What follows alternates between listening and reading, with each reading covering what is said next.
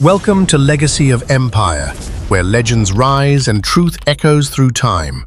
Today, we follow the rise and tragic fall of the man who moonwalked across the world, Michael Jackson. A childhood stolen, a world captivated, a king brought down. Michael Joseph Jackson was born on August 29, 1958, in a small house in Gary, Indiana. He didn't choose fame, it was chosen for him. At age 5, he joined his older brothers in the Jackson 5.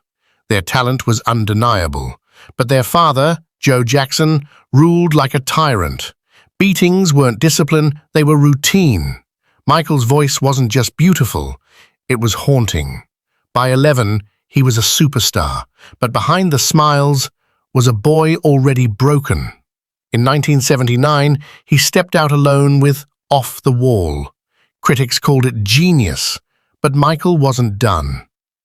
Then came Thriller. 7 singles, 7 hits, over 70 million copies sold. No artist had ever reached so high or fallen so far. With a single spin and a glide across the stage, he became more than a musician. He became a myth.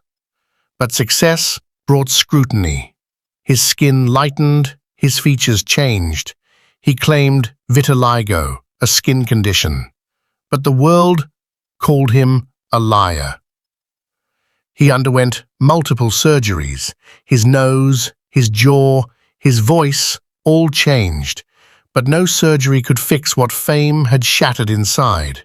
He built Neverland, a fantasy land with rides, animals, and no clocks, a kingdom to reclaim a childhood he never had. Then the darkness came. In 1993, he was accused of child abuse. The case ended in a settlement, not guilt, but the stain never faded. In 2005, he stood trial again. 14 weeks, 130 witnesses, and a verdict, not guilty. But innocence in court did not mean forgiveness from the world. The king of pop was now a ghost of himself, fragile, broke, and hunted by tabloids like prey. In 2009, Michael was preparing for a massive comeback. 50 sold-out shows in London.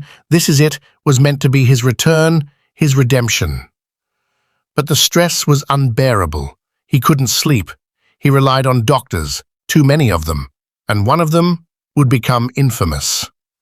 Dr. Conrad Murray, a private physician paid $150,000 a month, gave Michael propofol, a powerful anesthetic meant for surgeries, just to help him sleep.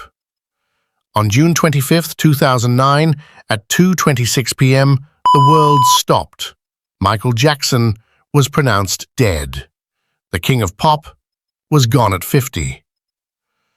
Conrad Murray was convicted of involuntary manslaughter, but the deeper truth? Michael Jackson was killed by fame itself. He gave us wonder, he gave us awe, and he gave everything. This is Legacy of Empire. Comment below whose story you want to hear in the next video. Subscribe and like as we continue telling the stories of those who shook the world and paid the price.